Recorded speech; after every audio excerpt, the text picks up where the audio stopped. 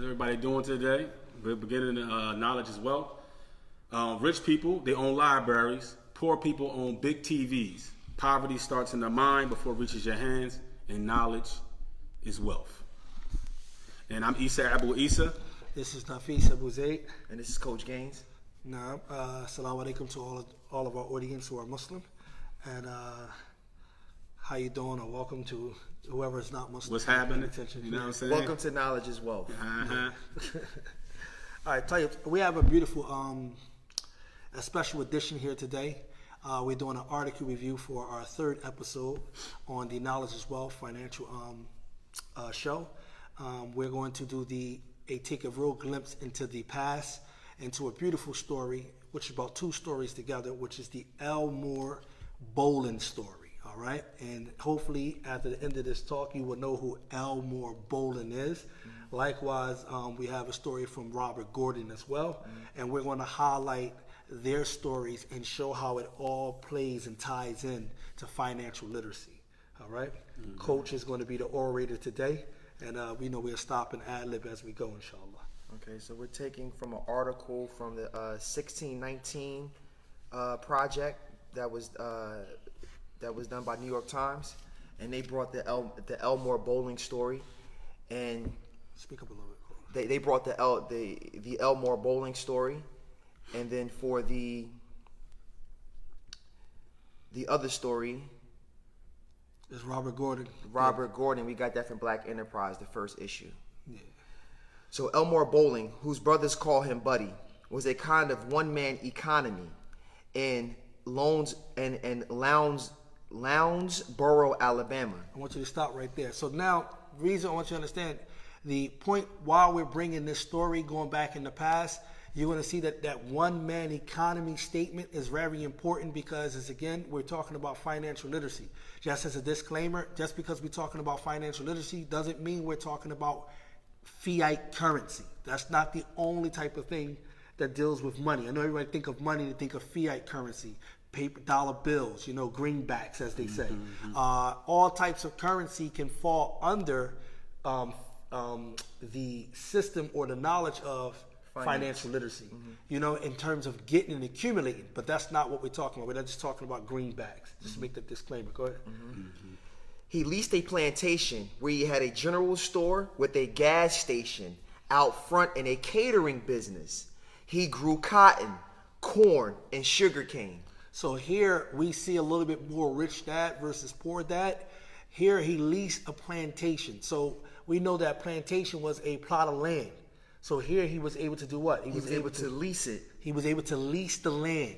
And what he did on the land is that he made commerce. General store. Gas station. Well, it shows that land. Business. It shows that land at the end of the day is the true wealth. You know what I'm saying? Because you can generate generational wealth from land. You can constantly produce on it. And that's one of the biggest highlights that we're going to talk about later by why real estate is so key in regards to accumulating wealth. And notice he's leasing the land.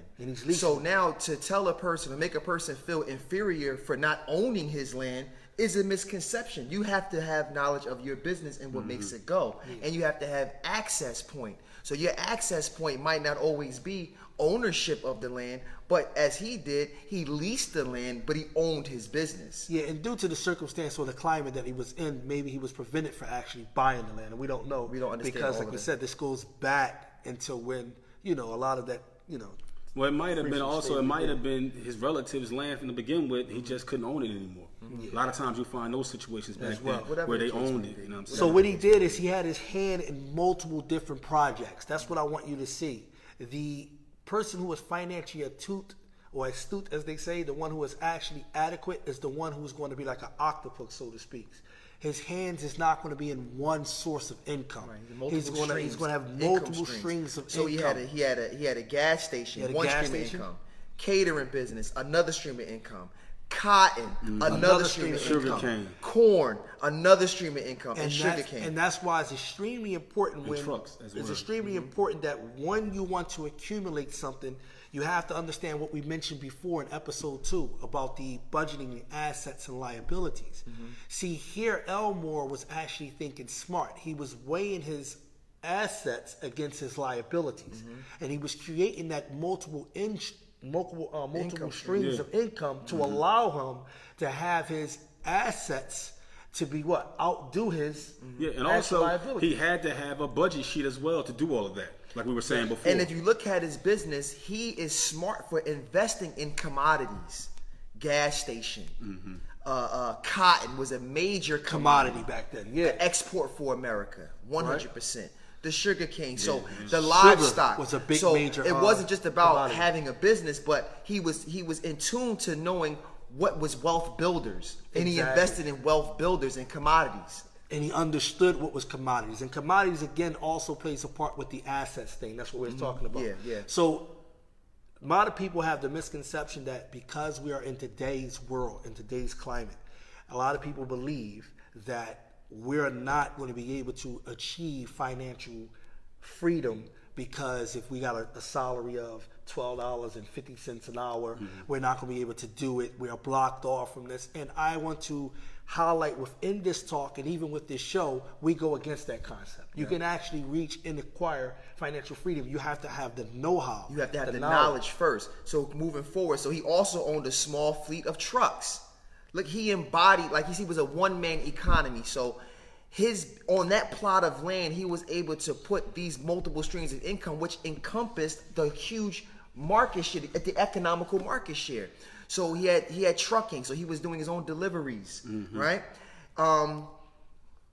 He had a small fleet of trucks, and he also ran livestock. Right now, we're going through this coronavirus, pandemic, and everybody's going to the supermarkets and they're clearing out the shelves for certain things. And one of the commodities which is going is toilet paper. One of the commodities that are going is toilet paper. Another commodity is food. So now if you had your own livestock, right? Yeah. If you had access to your own produce, you might not even have to expose yourself to the supermarket at the level of panic. One of the things that's smart that he's doing is you see him investing in things that people are always going to need.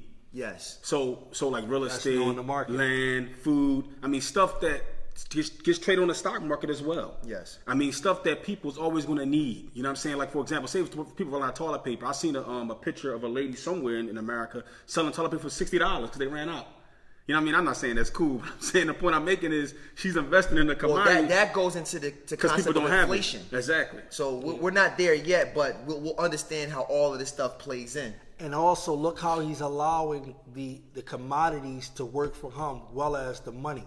So he didn't stop and suffice himself just with a gas station and just paying off the rent for the lease. He didn't do that. What he did is he said, I'm going to allow my money to work for me. And remember, if you go back 2 episodes, we were talking about the importance of allowing your money to work for you.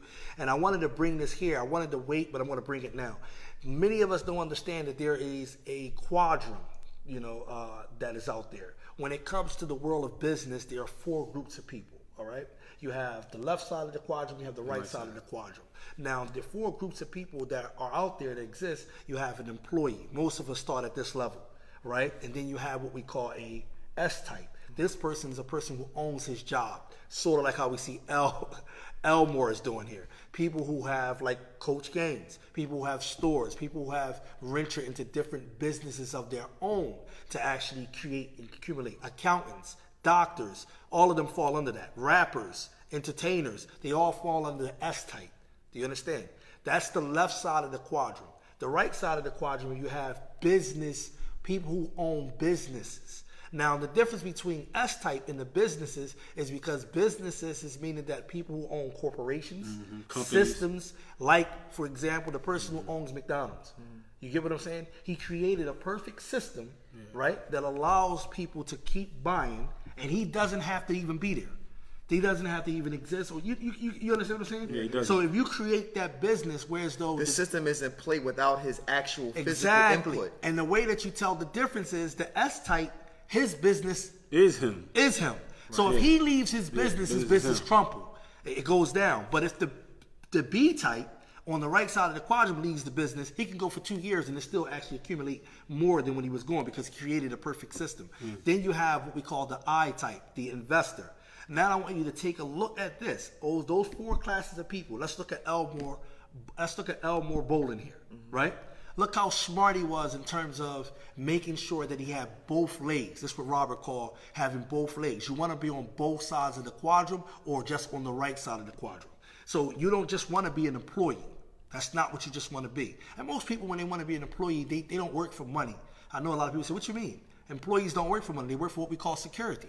That's what they work for. They're working for whatever pension they're going to get, whatever, making sure that check going to be there. They're relying on someone to pay them. That's what they're working for. Yep. So they don't think outside the box, or they don't think to invest because they're stuck in that world. Now, a person who does the S-type, what do they work for? They work for independence. A person who wants to work for himself, he don't wants to be confined or I got to move on your time or on your clock. That's not always necessarily good working for independence. Oh, and they get taxed the most too, the left side. You want to know why? Because a person who works on the S-type works twice as hard than the one as an employee. So you're still an employee in both. The business guy, he's the individual who reaps the benefits because he created a system where he's employed. And if he's going to read on a little bit more and show you how Elmore created employment out of these jobs, because he couldn't run all of them himself. So he was employing people to work these things for him that he was able to set up. Go ahead, Shane. Yeah, so But this is what I want to say this. What our brother meant by somebody owning McDonald's is that a person created McDonald's. There was a person who created the idea, who established the idea, who established the first restaurants, and he owned it. And then eventually, Well, he franchised it. Eventually, he franchised it, and it became public and became shareholders and things like that because people like to, interject themselves. So I would like to just clear up what our brother meant by Well, somebody owning we it. know that once they opened it up publicly to the shareholders, we're not saying one person owned McDonald's, we're but it talking did about- start it started initially with a from an system. idea. Yeah. It And started they with have an a idea. documentary on the Yeah, they do. on the- And the on guy the- who actually did started it. And and how he then put the system you get together. investors. And then once it becomes corporized, once it becomes a corporation, It then goes you can public, and then you it can do shares. shareholders. Yeah, but that's how that normally But goes. it can't get to having shareholders. Yeah. And it can't get to going public if in and of itself is a system that's reliant upon Yeah. the founding And So usually like that public, family, sorta like this. still are the largest shareholders. Usually the family still Yeah. own like 51%. Well, some people be able to still do that. Yeah. Sort of like Napoleon Hill said in Think and Grow Rich. He was explaining about the Coca-Cola company, right? If you really think about it, it started off as an idea. That's number one. That person who had the idea had to go out and sort out investors for that idea to grow legs. You understand? He had to get people to believe in the idea that he has, and now look at it and how the way that Napoleon Hill put it. He said on that piece of napkin, it was worth about $6 billion. You know what I'm saying? Because At it was that a time, system. it wasn't worth that, but he created that by having investors and so forth. So it just show you how the potential can go. Exactly. What you gonna say? So now, no. So just the difference between the benefits of the system of having a system Exactly. and the system working in the absence of the owner of the system, Well, so that you're not binded by the business, making you an employee of the business and not a true investor. Well, that person could be dead, and that system still is going to make money. Right. Well, You know what I'm that saying? It exists without his presence. Yeah. But that's what you want to do. You want to be able to get yourself to a point where you create an efficiency system that allows you to do it. It's a beautiful story, but I don't got time to really go into that story. But you'll understand the difference between a business owner and a person who's B-type and a person who's S-type. Breaking down, just paraphrasing, the way that Robert explained it is that they had a certain village that ran out of water. Right? And the only way they can get the water is they didn't have a direct pipeline. Yeah. So they had to go outside of the town to get the water. So Bill, he said, listen, I can get the water for you guys on the weekends. I'm going to get the water for you. You pay me. So he would go out on the weekends to get the people water and bring them water. And it was okay. But guess what? Bill was making money, but Bill was working twice as hard. Because Bill had his regular life during the week, and then the people only can get their water On the weekends. on the weekends. But he had to work twice as hard, so he had to get 2 more buckets and 4 more buckets, and then he got his kids to work with him. Okay, it's a vicious system. But then they contracted someone else. The other guy that contracted, what he did is he didn't come back right at. He was gone for about 6 months. When he came back, what he did in the 6 months, he went out and got investors to invest in the idea of creating a pipeline to a certain place, which will provide the water to the valley, to the actual village where they were at. And then he went there. So when he came back, he told the people, listen, this is what I was able to do. You're going to pay me for the service of the actual pipeline. This is the difference between a what? B and a S-type S. Yeah. and a B-type. Right. See how he created a system versus Bill was creating what? The S-type is the He first was guy. doing the business independence for himself and so forth. And then what he did is he left the village and he went and did that around all of the villages that didn't have a direct pipeline. So he created a corporation and a company. He sort of corporation. Yeah. He franchised it. Yeah. Go ahead. So we can finish. So trucks that ran live trucks, he scaled it. Then he scaled He it. scaled it. Yeah. He didn't franchise it. It was scaled when he did that. Yeah, he So scaled the it. system allows you to scale your business. And he still made money off his idea without him doing all the work. Yeah. Exactly. Exactly what he did. So at his peak, bowling employed as many as 40 people, and all of them were black like him. So we're gonna this is really the part that we wanted to highlight. If you guys want to go into more of this story, you No, can you can see finish a lot. some of it. I want to finish some of it. Let's Well, I finish mean, some one of of the things I pull out from that's very important. He said he employed 40 people, all of them indigenous like himself, right? The thing about it, what was deep about that, it shows that one person employed 40 people. One person had an idea, he had a business, and he employed all the people in his neighborhood, those 40 people in his community, right? So what was happening is, though, one of the things that does is like when my grandmother, we used to tell us, or my great grandmother, stories that in the neighborhood, poverty wasn't like it is now, because everybody had their own business, and the people in the neighborhood worked at that particular place, right? Say if you had 10 business owners, that 10 business owners employed everybody in the neighborhood. And so what they did was that you never had this overly poverty like you do now, because one person aided the other, one hand washed the other. So you needed bread, you needed this, you needed that. Everybody in the house worked in the same neighborhood, bought from the same stores. So it created like almost like a chain effect, if I'm using the same word. So poverty was put in check. Not like it is now, because Well, it was helped to curtail it. yeah, It was helped to exactly. So actually people were prevent helping it a on little it. bit. It was preventative measures in how poverty was laid out. Put it like this: not that people wasn't poor, it was the simple fact that you were dependent on your community, not the authorities. Yeah. Like it is today, where the indigenous community is basically dependent on the authorities, not their own community. Well, when you got greed in play, all when of you their got needs are greed, being satisfied different, by big corporations. Exactly. When you got certain things That's a in play, monopoly. that becomes monopoly, and people monopolize on certain things. So that's why you see poverty being so definitive as it is now, Yeah, exactly. as opposed then, because there's always going to be classifications. Yeah, exactly. We were just talking about the verse And where we're Allah in the says, cap, okay.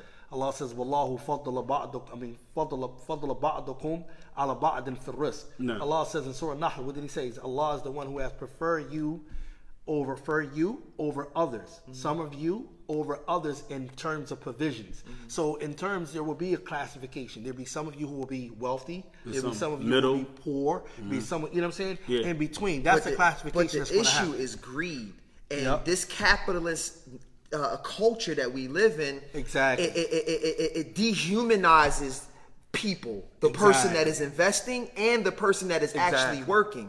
So this monopoly that takes place when Walmart buys everything and sells it below anything that can even compete with it, it takes the money out of the neighborhood and doesn't allow me to wash So my hands. it destroys the small businesses. Like, for example, Home Depot destroyed the corner hardware store. Yeah, we used to have hardware stores Yeah. right here on Girard Avenue. Yeah, destroyed it. There was a hardware store Yeah. on Fairmont Avenue. Okay, Yeah. Home I know what you mean. Depot, you can't compete with it. They got everything, and it's at a price that is there's no way you can win. there's no way you can win. So that's capitalism. It's showing you, that the big bank is going to take the little bank every time. So here's my question. I would say to one of you can answer.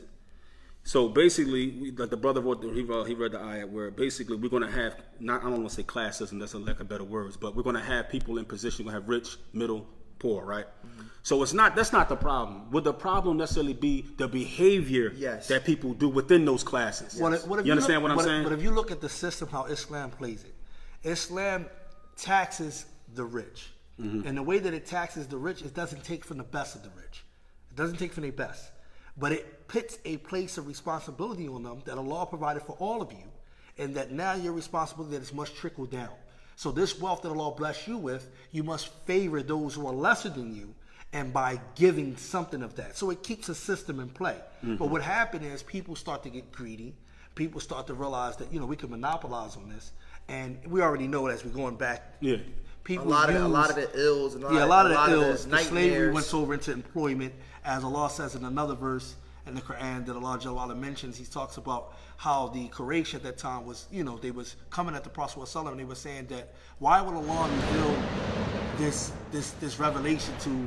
Why didn't He reveal to the two great chiefs of that actual town. Yeah. So Allah says, "Ahum yakusumun rahmat rabbik." Is these the people that's going to distribute the portion of Allah's mercy of your Lord? Allah says, "Nahnu qasamna baynahum ma'ishatahum fil hayat ad-dunya." Allah said, we are the ones who. Now pay attention to this because they're talking about Allah's mercy. Allah Jalla wa Ala giving His revelation, Allah giving provision, Allah giving this or giving that. That still contains Allah's rahmah in it. Do you understand this?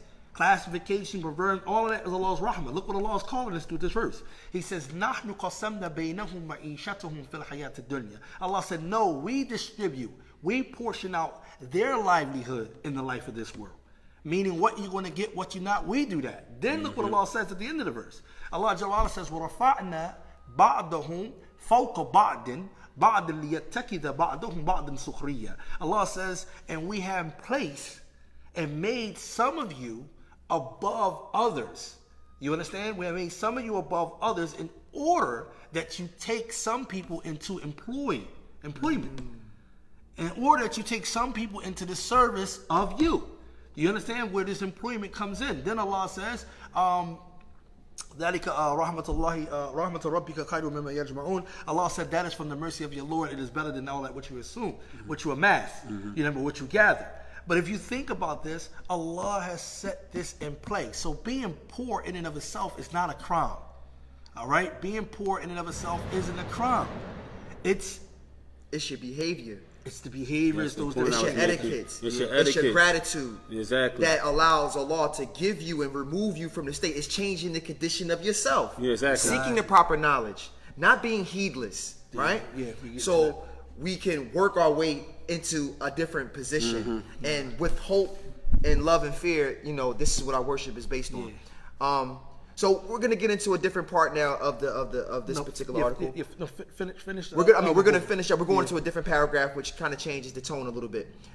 On 1 December day in 1947, a group of white men showed up along a stretch of highway, along a stretch of Highway 80, just yards from Bowling's home and store, where he lived and his wife Bertha, May, and their seven young children. The men confronted him on a section of road he had helped lay and shot him 7 times. 6 times with a pistol and once with a shotgun blast in the back. His family rushed from the store to find him lying dead in a ditch. The shooters didn't even cover their face. They didn't need to. Everyone knew who had done it and why. He was too successful to be a Negro. Someone who knew Bowling told the newspaper. Before you go on, I want to highlight something here.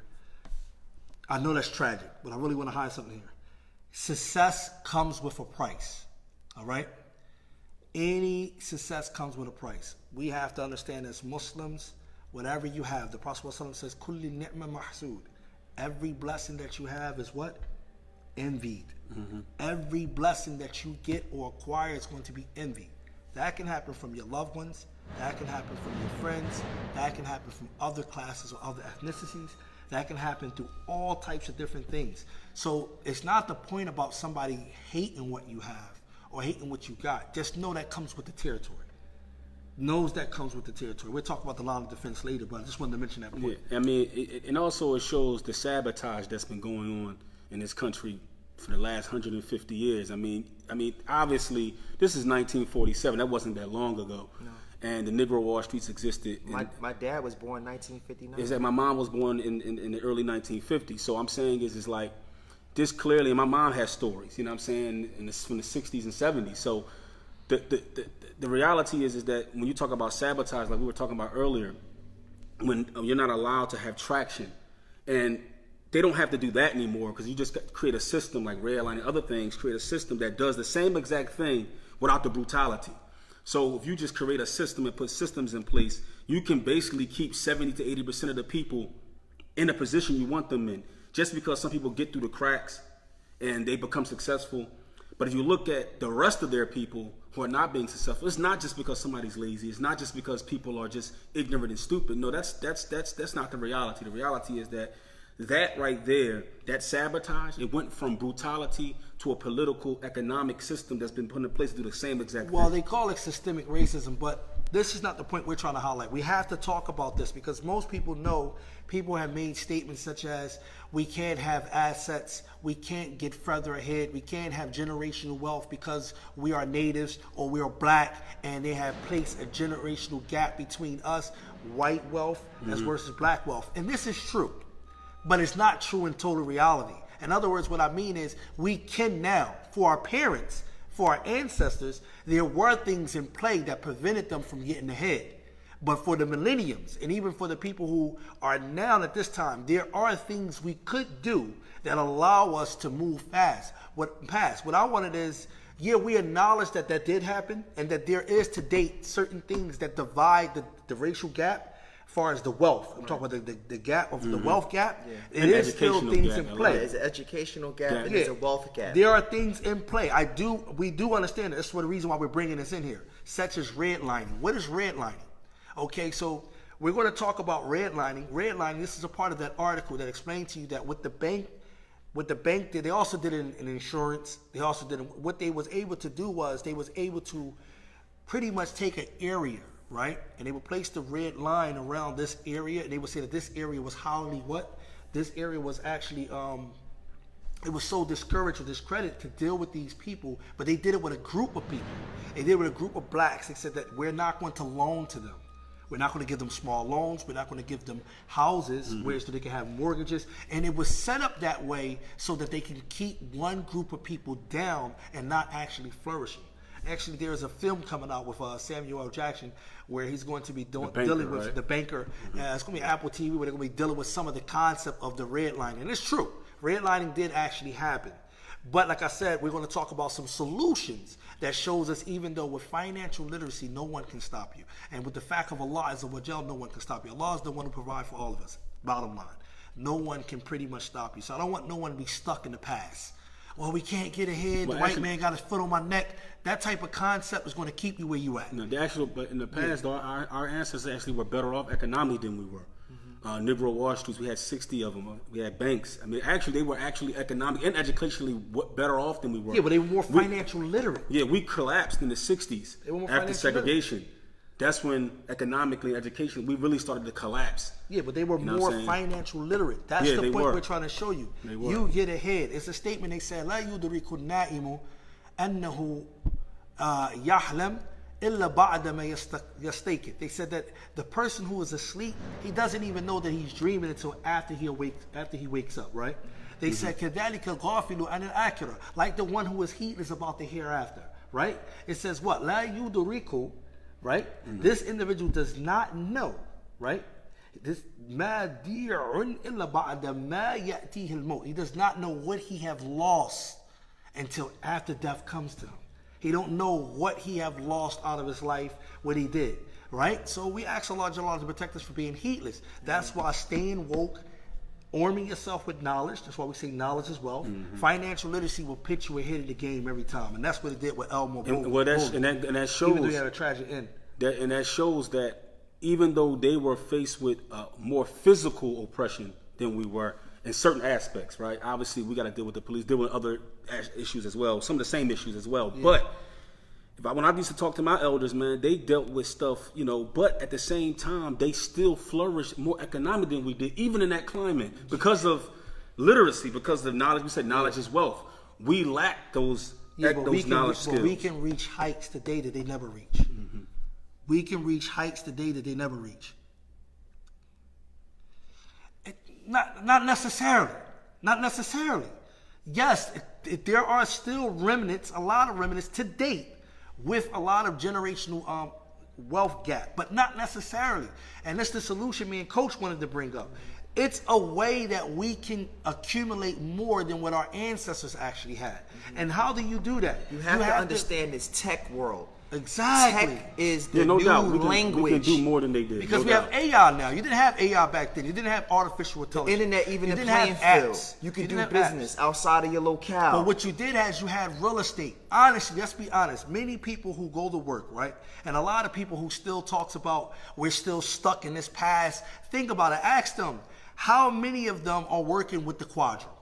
Is they still stuck on the left side of the quadrant that we mentioned earlier? Are they even run through a lot of money? Are the they kind of moving- money that you Exactly. need to pull some of these things off is not the same amount of money that we're throwing out the window every single day with poor habits. Exactly. I'll give you a big example here. When we are taught, right, in school, in the industrial age, you're taught to go to school, get a good job, get a job that got benefits. That's how you know it's a good job. It gives you a pension. It gives you the security, right? This is what you're taught. Now, instead you're taught, get a house, get a car. This is all accumulate debt. The house, the way you're going to go about it with the credit, all of this is going to accumulate to debt and place you Car right. lease and all that All stuff. of that stuff going to place you in debt, right? This is what you're taught. But how many of us really think that, no, we accumulate our money and we buy land? How many of us thinking of buying land? Me and the brother was talking about this before. Buying plots of land. If you buy land, what would you have to pay on it? You probably have to pay property taxes, Land- of like course. a land tax. A Not land property tax, not property tax, but you're paying land tax, right? But still, if you buy land, what can you do on that land? The same thing that The Elmo same- Boylan did. Same thing this gentleman did right here. You can actually build on top of You that could land. put your own personal, economic. You can create employment. So real estate is one of the lanes you can use to help fight the generational wealth gap. You understand that? So for people who saying that, no, we can't do it because our system hasn't changed, I don't agree with that. A rapper right now is an S-type. It's on the left side of the quadrant. But look what Waka Flocka actually said. He said, I made $30 million, all right, off of rap music. Whether we agree with it or not, whether it's haram or halal, that's not the story. Open your mind a little bit. I'm not here promoting rap. I'm just telling you the reality is he understood that $30 million now can become an investment for him That he for can live other off things. of. That he can live in, so he can get into investing in businesses or creating businesses. rap forever. You can't rap forever. And he said this out of his own mouth. He said, yeah, I know I was a whack rapper. This is what he considered himself, but he was still able to accumulate something to go over.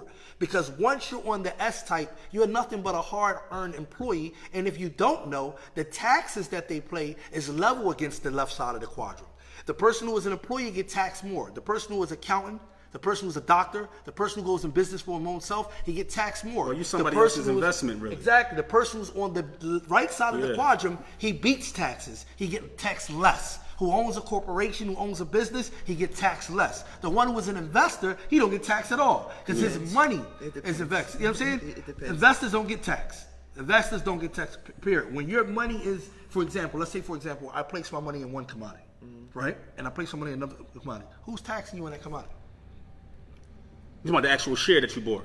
The actual share. Who's taxing? Yeah, while it's in investment. Why it's it's in not- investment? yeah, You can't don't tax get it. They can't taxed. tax it. Exactly. They can't Exactly tax right. That's exactly why it's understood. You don't get taxed as an investor. While it's in investment. Yeah, but if you're a business owner, a corporation get taxed, but But it's when less. when you put your profits, they tax you on that when you file and you show your profits in your gain sheet. that they you tax made that. from the investment. Yeah, yeah, they that you made tax once that. you pull it out. Yeah, they but tax the money works While for it's itself. while it's in play, Exactly, they're not the money taxing works for itself. Yeah, so we have to realize that real estate is one of them.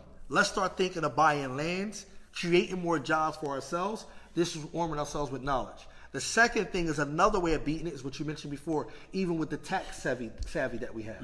Now we can accumulate with the money that they have, and we can either be tax savvy or we can do what? We can do what we call group economics.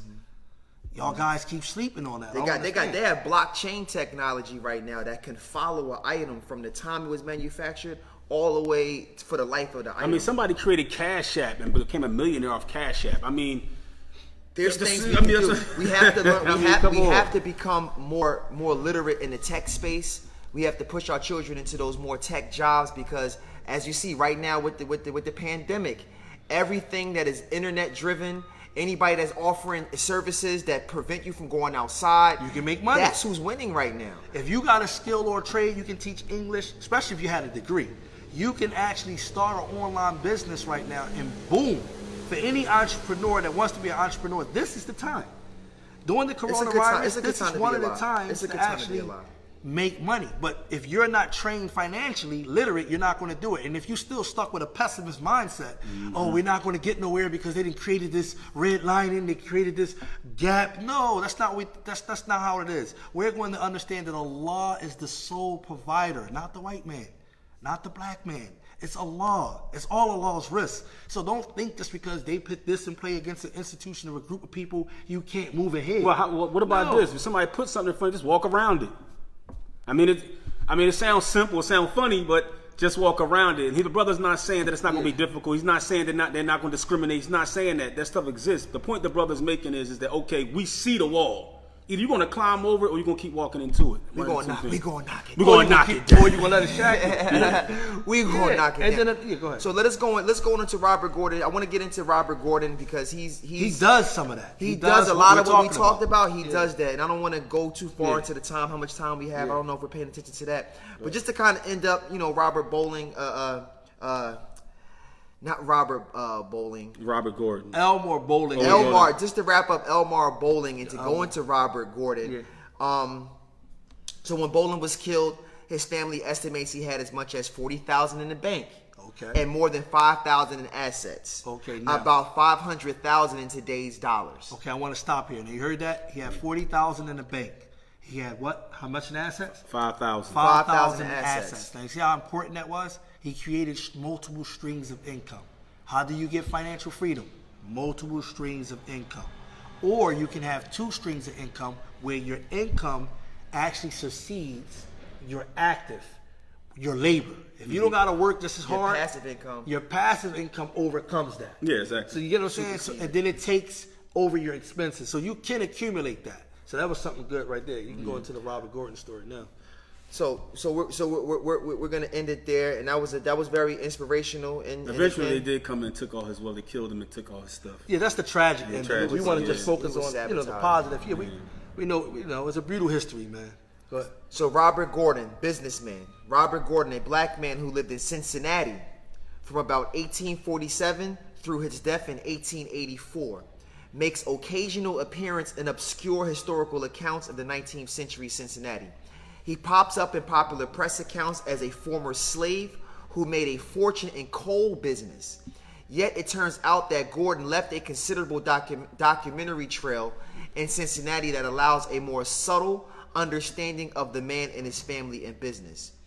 Gordon's origin story is common for free blacks in Cincinnati. He began his life enslaved.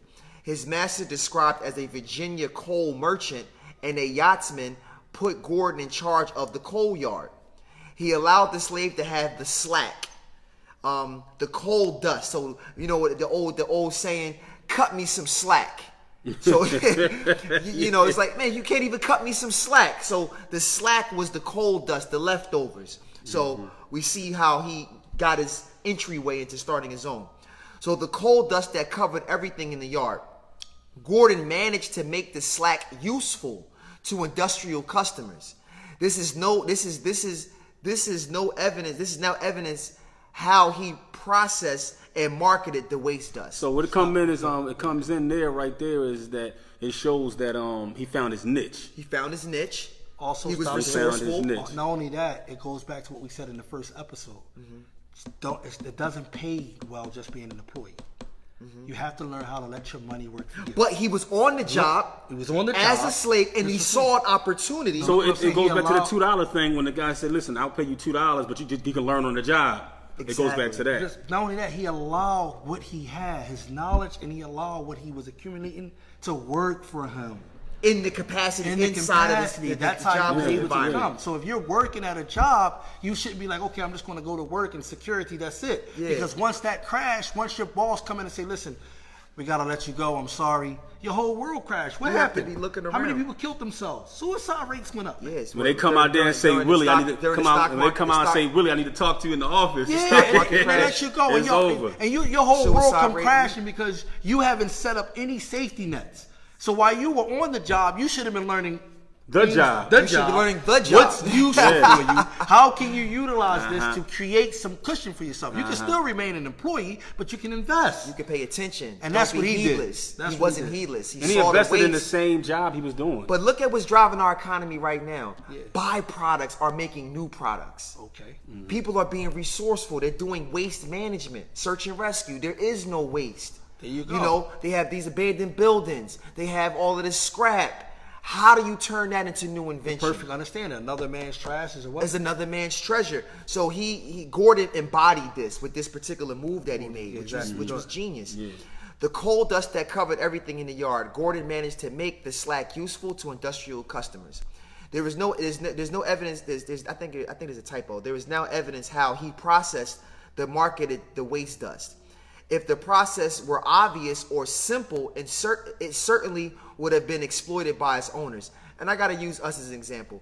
Me and Najee Clark from Chester, we would go to Cliffs, which is a lumber yard. They cut wood. And when we first started search and rescue, we were making furniture out of live edge wood, and that wasn't mainstream. It was not really cut, it wasn't really treated. It was rough cut. It was left, as it was, so we could see all of that character. But you couldn't buy that from the lumber yard. The lumber yard has the fresh cut. They gotta give it to you fresh cut. They gotta give it to you clean, and that's what people are buying. That's the market.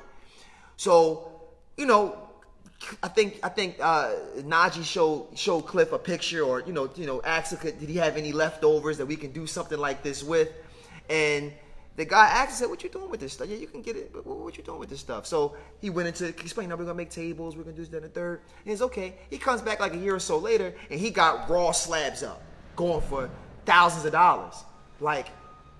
So we were like, "Wow, he wasn't even hip to that," and we put him on. But what we were doing for survival ended up becoming a luxury. Yeah. Mm-hmm. In Rough Luck's design. So. Same thing you can see here with him taking a slack and making something out of it. Taking nothing and turning it into something. Knowledge is wealth. We have to understand knowledge is wealth. Yeah. So Gordon found his way to Cincinnati. Most accounts say he arrived in 1847. Although I have discovered no documentary evidence about him in the city until the next year, to be sure, a transit freeman would be unlikely to leave much official trace. On November 1st, 1848, he paid the considerable sum of $2,000 for a property on the Miami Canal at 8th and Locke Streets. It seems Gordon established his residence and a business office there. On September 1849, so notice the two similarities between the two guys. Home and office. There's something smart about working from home, or having your business close to your home, or turning your house into economy. What do you think home economics was? Yep. They took that out of schools. They sure did. They took that out of schools. Each house is considered a business. Each business should be producing. Everybody should be working in unison. And that's why it's important to understand the concept that your house is not your asset. Stop thinking you've done something until you make it an asset. Stop thinking that's your biggest prize because you got a house. We spend all of our lives talking about, I want to get this house. I can leave my kids behind. And you think that that's it. No, you go into so much debt just getting that house. You wind up dying, not even paying off the debt. Yeah, no doubt. The children you leave to, if they're ignorant and don't know what to do, they don't even pay off the back taxes on it. They lose the house. And they wind up getting confiscated for the actual house. So this concept of working from home and everything like that, you have to know how to turn a commodity into a commodity so that you can make and benefit off of it, which in turn will benefit your family members off of it as well. Well, turn commodity into liquid. What's deep is that when you had home economics, basically it was a trade school. And people went to school, high school. When they left high school, they had a trade. People had trades, and then you'll find that they started their own businesses in the neighborhood. Why do you think all these hardware stores came from and all these small businesses that was in the neighborhoods? Because people graduated high school with a trade. Yeah, but that go against the design set by capitalism as they wanted to do. They wanted to produce workers. So they didn't keep the home economics. They got rid of it, because they don't want people to be boss. They want people to work. And I was living up Lansdale, up near Phoenixville, and I seen a lot of people that own their property. They had their contracting businesses and their doctor's offices and their dentist offices all running out of their home. Yeah, they did. Yeah. So guys, we have to think outside the box. We have to. So this was that was something that really, that was something that stuck out to me. On November 1st, 1848, he paid the considerable sum of $2,000. We read that already. So he lived and worked here. So not all, so he established his residence and business office there. On September 1849, Gordon got married. Eliza Jane Cressup. Not all the blanks on the recorded copy of the marriage license record are filled in. Robert's first name is recorded only with a squiggle. There was no notion even that both spouses were of legal age, and the name of the officiant is even more abbreviated than Gordon's. Several other records in the same book omit similar information. It is likely that the copyists couldn't make them out in the originals. See if you can get to the finance. Okay.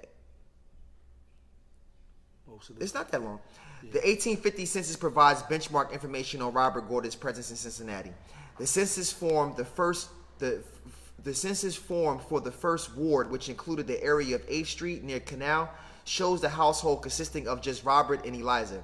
She was at the time 25 years old. Her birthplace listed as Ohio, so she was born free. Robert set his age as 38, indicating he had arrived in Cincinnati in his mid-30s. The box for value and of real estate showed $2,500. So he's 30. He's 38. So it's never, guys, man. These are the ages of our peers that all of these things are taking place. And just remember, he was in a time period where it was a whole lot more in his face than it is ours, and he still didn't give up, and he still was an entrepreneur, and he never backed down. So today, I mean, obviously we know some of the system is still in play, but like our brother Abuzay was saying earlier, they had more excuses to give up than we have today to give up, and they didn't. Yeah. You know So the box for value of real estate showed $2,500, perhaps property or made another small investment elsewhere. Already in short, the Gordons enjoyed a comfortable middle-class existence by any standards, complete with a single-family home. At about the same time as his marriage in the fall of 1849, Gordon set himself up as a coal dealer, and the 1850 census confirms that occupation. The first advertisement for his business I have found appeared regularly in the Weekly Catholic Telegraph, and he marketed himself. He actually paid for commercials and advertisement through the local Telegraph. Well, let me Hold on real quick. Go ahead. Let me bring this out, and we get just something that we should take a look at. Slavery is supposed to end in what? 1865, right? This 1849, this man was already had his own business, and slavery supposedly was still. Well, he purchased his freedom. They said that in the beginning. No, what I know, but a lot of people were like that, and when you start really looking into this, you'll find that a lot of us were free way before the Civil War. Right. And they was never even enslaved, but that's a whole other conversation. They had their own businesses and stuff One like that. point I as wanted well. to bring up about the marketing thing is important that you learn how to sell yourself. So if you're going to be an S-type, you're going to be a person that's going to be in any type of business, or even if you want to get a job, they teach you how to do it for an interview. You're selling yourself when you go to an interview versus a person going to the interview sitting down, slouched up, not wearing regular clothes and stuff like that. You always have to have the concept of selling yourself. So that should be something that we all should, at least equip ourselves with as far as marketing. Yeah, everybody is a brand. Exactly. You are your own personal brand. Exactly. So if you keep that in mind, your appearance, your showmanship, your etiquettes, all of that is going to be what attracts people to you and want to work with you and things like that, or buy what you're offering. You're a walking billboard, basically. Yeah, because you can't just rely on your talent. A lot of people get caught up like that. You say, I know many talented people, they're extremely talented, but at the end of the day, they're like, why he don't got no liquid? Why he don't have no currency? He has no financial Why he have no financial currency? Why is this person not at the top? I mean, he's nice, he's dope, he got a dope hand, he got a dope this, and we know many people like that. You know this, Coach. We know many people like that. But how many of us are really skilled at selling ourselves? He doesn't have a good billboard. How many you see? If you look in these stories, these men wasn't just people who had a trade. Yo, there was a brother. There was a brother that actually position themselves. There was a brother on Facebook, Michael Ellington, right? He posted. He said your value, your core value, is built based on your ability to communicate. Yeah, it's Big Mike. Big Mike. Yeah, if Big you're Mike. able to effectively communicate, that is the sign off on your value. Exactly. On basically promoting yourself. Talent is not just enough. And and I don't like to just read through the story. I want to stop and highlight some key points that make us think, because we see in these men being the one man economy, being the way that they was able to do this. You see a little bit of that. They knew how to market themselves. They knew how to actually understand that, look, my talent itself is not going to get me there. What I know is just not going to get me there. I have to utilize it as a means to get me there. All right? So you can be the best drawer. You can be the best person who can you can fix cars. You can be the best person, best designer, best fashion designer. It doesn't matter. You can be the best cook. They was talking about, when we was doing the research before we did the restaurant, they was talking about how come Applebee's is so successful in the neighborhood towns that they're in. Why? Because Applebee's is not just selling you food.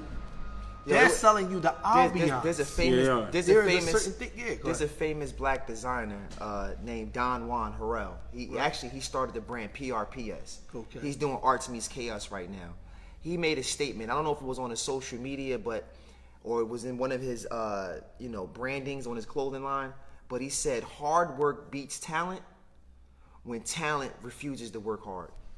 There you go. So That statement resonated me from marketing that moment is on. key, man. Learn about marketing. Well, you got to get people to believe in you when you're in the business world. Yeah, but And you they got to obviously- believe in yourself. Yeah, I'm saying, so they obviously got people to believe in what they're doing. That's how people was able. But their knowledge was so keen. You had to fool with That's them. what I'm saying. What I'm saying You got the is, code. that's what I'm saying. You The got only the gas access, station. listen, the only way to access all of that, they had to believe in themselves. Obviously, they had to have knowledge, but they had to get other people who wasn't them to see the same thing they were seeing. Yeah. And their knowledge helped them do But that. just to bring it home for the Muslims, right? Because I know that every time people think we talk about finance, it's like dunya. No, that don't mean that. Look at what Yusuf said to the king. What did Yusuf say? He said, "Place me over top of the storage." He said, "I'm the best man for the job." Why? He had knowledge. He had knowledge of how to store up. When they was going to get the drought, when they was going to get that. What did he say? "Place me over the storage." I'm the best man for the job, pretty much. And he ended up getting a high level in the government based off of that initiative. Which what he was doing actually also went back to the finances of the empire. Because you without go. the storage, without dealing with the food stuff, There you the go. finances would have collapsed. So he actually kept the finances going. He had knowledge of that. That's why knowledge is wealth, man. Go ahead. Okay, so Gordon found his way to since. Oh, so we read all of that. You're right on that. I'm trying to get down to the point before we run out. Some of the other stuff that he did. That's why I said go down a little bit more because most of the story. No, it was right. It was right. No, we almost at the end. It wasn't long. I'm sorry. It's right here. Yeah. He at the end of it. The business part. Okay, yeah. So Gordon got himself set up as a coal dealer. The 1850 census confirms that occupation. The first advertisement for his business I have found appeared regularly in the Weekly Catholic Telegraph newspaper beginning in the late 1849 as Robert Gordon and Company, Coal Yard, 6th Street, east of Broadway, near the canal. The business was 2 blocks south of his home. It was on the same side of the same block at least as the shop of the black carpenter Thomas Crisp, whose name was spelled many different ways, including Cressup. It seems likely that Gordon's business was next to his father-in-law's. Later, real estate transactions indicate that Gordon assumed a lease on the coal yard property in October 50. The business progressed. In 1853, Gordon purchased the lot he had leased in 1850, officially as 6 and Culvert, for $2,250. The 1860 census increased the value of his real estate to $4,000. It is worth noting that the documented purchase prices of the 2 properties at 6th and 8th on the canal totaled $4,200. The $2,500 valuation in the 1850 census and the $2,250 purchase in the 1853 totaled closer to $5,000 than $4,000. For whatever reason, Gordon apparently undervalued his real estate for the census taker. Pay attention to this, He was though. probably trying to save money on Listen, taxes. look at this, though. But look what he did, though. He didn't just rent. The concept for all of you people that's in the S-type, because see, I'm taking Jews from this story. He didn't just rent, bro. We're here renting spaces and renting places. Look what he did. He said he put himself in a position so when the opportunity presented itself, he bought the actual place. You understand what I'm saying? That saved him a lot of money. Not only that, we don't think like that. Yeah, so most people, that's why they look at our class of people and they say, look, those individuals, they lazy. Those individuals, this stigma comes and follow us because look what we do. Poor decisions is what keep us in poverty. Well, they basically say you're the biggest consumers. You're just consumers. You don't own anything. You don't even think that. And you think like a consumer. You don't even think financially strategically. Yeah. So I like the way that he actually bought and purchased the situation that he actually at hand. He allowed the money to actually work for himself. They say the indigenous community is the biggest consumers in America. Like I think our GDP, how much money we put out is like a big larger than some countries. How much the indigenous people consume and spend and give out money. I think our money only goes around one time in our community or less. Well, so at least less than that. It's like the Jewish community passes about 17. Yeah, something like that. So we actually put out more money out then more money than we take in. So we're actually how much money we put out is larger than some GDPs of some other countries. Yeah. That's actually disgraceful. What you looking for, Coach? Nothing. So I'm just, we can pretty much, it's some words, At the end, it mentioned something about how much it is. Yeah. So born a slave, Gordon eventually purchases freedom in 1846. In 1847, he invested $15,000 in Cincinnati coal yard and employed bookkeepers and laborers. White coal dealers in Cincinnati, in their attempt to price Gordon out of the market, sold their coal below market rates. Gordon employed multitudes to purchase the cheaper coal, eventually selling the supply at a high price after the white coal dealers had little left in their reserves. Stop right there. Remember when we was talking about somebody said they can make him $12.50 an hour? Say, I can't do this for $12.50 an hour. I mean, this man was an ex-slave, right? I mean, but where did he get $15,000 from? Some way, somehow, he budgeted his money to the point where he had $15,000. Well, that was from the slack. Yeah, exactly. He was making moves with the slack. So at the time he was employed, even at that time, he was still coming up with ways to get money from what he was doing. Financial literacy. He had abilities. You gotta challenge stuff out. Yeah, Coach. he had abilities to do that. And then when he was ready to make a move, he had the money to make the move. That's the point I'm bringing out. That's the point he's making out. Right. You know what I'm saying? And what was he doing? What was the strategy that And he was doing? then he was a very advanced business owner. When they tried to box him out and drop the prices on him, and try to make him not competitive in the market, he went and bought all of their shares, bought all of their inventory, and then cornered the market to make everybody come back to him where he can maintain the prices that he wanted the market to be at. What is that called? What was he doing? What was he doing there? He was creating supply and demand. Right. That was a supply and demand strategy. How was he counteracting them? I just told you he bought out their inventory so that they couldn't, their price gouging, lowering their prices like that wasn't going to affect him if he bought it all. He controlled the prices. When he bought them all out, he controlled the market. Yeah. So he understood, instead of complaining about, oh man, they dropping their prices, they're killing my business, he thought outside the box and bought their inventory. Also, he was aware of his competitors. He was aware of his competitors. Yeah. But knowledge is wealth again. Yeah. You have to be aware of your competitors. Yeah. Because when you have people in competition, what you're saying is right, but I'm saying we're just pulling and extracting. So he was aware of his competitors, and once they made their move, he counterbalanced. He's like, okay, all right, I know I got to do this now. And that goes back to what I was saying in the other episode, where you have to have knowledge of the entire playing field. A lot of times we play from a disadvantage point. There you go. And we don't understand how the sneaker got in our hand. It's like, I got the sneaker. But bro, the sneaker went through so many different hands to get to your hand. Offense. If you could have got inside of some of those plays, you could have ended up a part of that investment strand. Yeah. So, just being... But we don't have an offensive plan. Usually we have just a survival plan. We don't have an offensive plan. You have a survival plan and a defensive plan. So when you think disadvantage all the time, you're always either in survival mode or defense mode. You're never in offensive mode. But 9 times out of 10, the survival mode is not just so much the roadblocks that they place, the blockage that they place in front of us. It really be your poor decisions, man. If people really think about it, it's your poor habits, your poor decisions. Because look at these people. Following your desires. Look at the circumstances that they were in, both of their stories.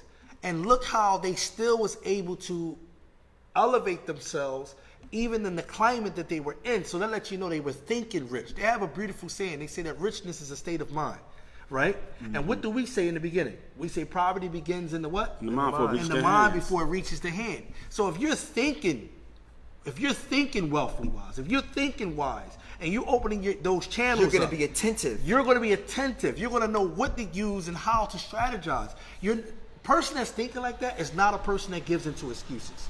You're not going to find a person who thinks a lot, always going to be sitting back saying, well, the white man got his foot on my neck, or this happened to our people and we can't get ahead, or this is going on and this can't happen. He didn't sit back and cry and say, you know what, they buying all of the, they raising up the price, boxing me out. He didn't just do that. What did he do? He said, okay, I know what to do. He went and bought all the other shares because he didn't sulk. He didn't sit down and say, you know what, I'm going to make all of excuses. And that's what we have to realize in the driving home for the Muslims is that we have something stronger than that.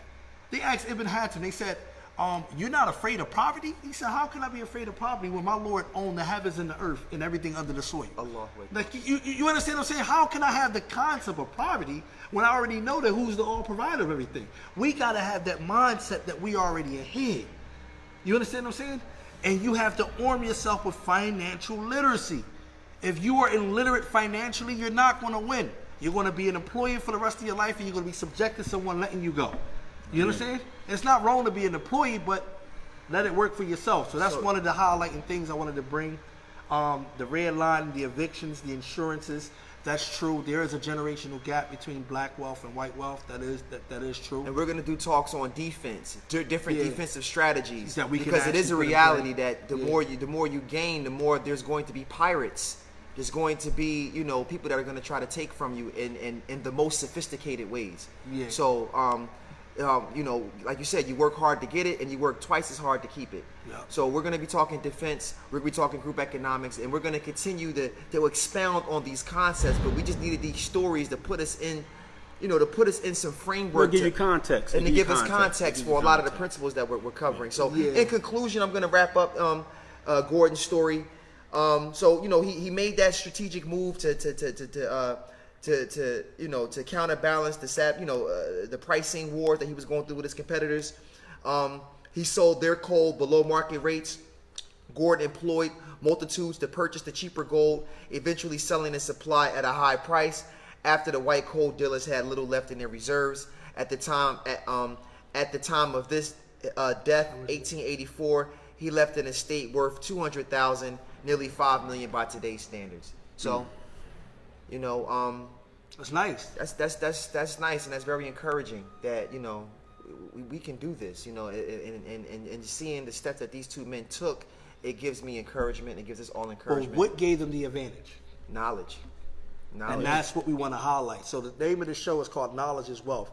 What gave these men the advantage is the knowledge that they had. So we can stop believing in the misconception of the roadblockage that we have in front of us, the things that have been placed so that don't give us ahead. No, we can move ahead if we have the necessary knowledge. Mm-hmm. It's going to be twice as hard, as Coach said, to defend it, and to work strategies, but we gotta be up to the task. And to build up your financial literacy, start reading newspapers like the Wall Street Journal. Mm-hmm. Just read it. Read the stories. Read some of the articles. Also, Yahoo Finance. I like it as a blog. Just check it out. Don't be so consumed into the celebrity gossip when you look at news.